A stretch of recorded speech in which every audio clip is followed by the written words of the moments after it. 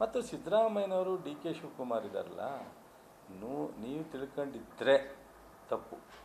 100ಕ್ಕೆ 100 ಅವರಿಬ್ಬರು ಹೊಂದಾಣಿಕೆ ಇದೆ. ಸೊ ಅನ್ಯೋನ್ಯವಾಗಿದೆ, ಹೊಂದಾಣಿಕೆ ಇದೆ, ಅನ್ಯೋನ್ಯವಾಗಿದೆ. ನಾನು ನೋಡಿದ್ದೀನಿ ಹತ್ತಿರದಿಂದ. ಯಾವುದೇ ಕ್ಯಾಬಿನೆಟಲ್ಲಿ ಯಾವುದೇ ವಿಚಾರ ಬಂದಾಗ ಇಲ್ಲಿವರೆಗೆ ಬೋರ್ಡ್ ಚೇರ್ಮನ್ ಕಾಂಟ್ರವರ್ಸಿ ಮಾಡ್ಕೊಂಡ್ರ, MLC ಕಾಂಟ್ರವರ್ಸಿ ಮಾಡ್ಕೊಂಡಿದ್ದಾರಾ?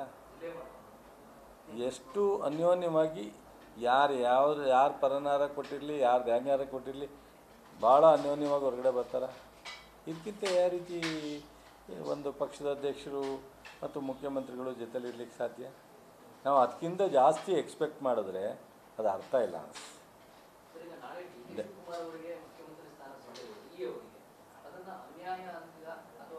ಅದು ಈಗ ಟೂ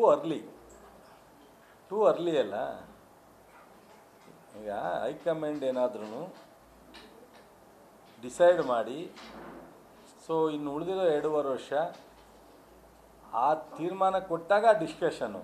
ಈಗ ಟೂ ಅರ್ಲಿ ಅಲ್ಲ, ಟೂ ಅರ್ಲಿ. ಸರ್, ರಾಜ್ಯದಲ್ಲಿ ನಾಯಕತ್ವ ಬದಲಾವಣೆಗೆ ಅನಿವಾರ್ಯತೆ ಏನಾದರೂ ಸಂದರ್ಭ ಸೃಷ್ಟಿ ಆಗಿದೆಯಾ?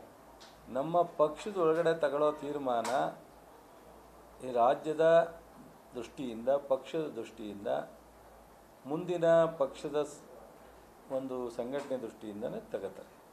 ಸೊ ಅದರಿಂದ ಬಹುಶಃ ಇವತ್ತು ನಾವು ಅದನ್ನೆಲ್ಲ ಮಾತನಾಡೋ ಅವಶ್ಯಕತೆ ಇಲ್ಲ. ನಮ್ಮ ಪಕ್ಷದ ವರಿಷ್ಠರು ಇಡೀ ರಾಷ್ಟ್ರವನ್ನು ಆಡಳಿತ ಮಾಡಿರ್ತಕ್ಕಂಥ ಪಕ್ಷ ಇದು.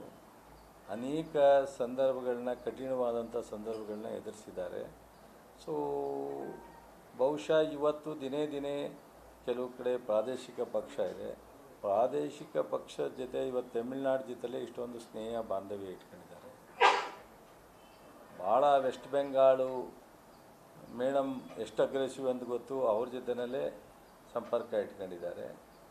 ಇವತ್ತು ಮುಲಾಯಂ ಸಿಂಗ್, ಅಖಿಲೇಶ್ ಯಾದವ್ ಜೊತೆ ಸಂಬಂಧ ಇಟ್ಕೊಂಡಿದ್ದಾರೆ.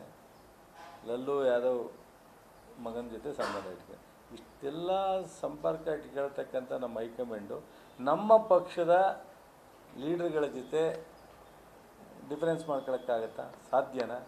ಏನೂ ಇಲ್ಲ. ಎಲ್ಲವೂ ಸ್ಮೂತಾಗಿ ಆಗುತ್ತೆ. ನ್ಯೂಸ್ ಫಸ್ಟ್, ನಿರ್ಭೀತಿಯಿಂದ ನಿಮ್ಮ ಪರವಾಗಿ.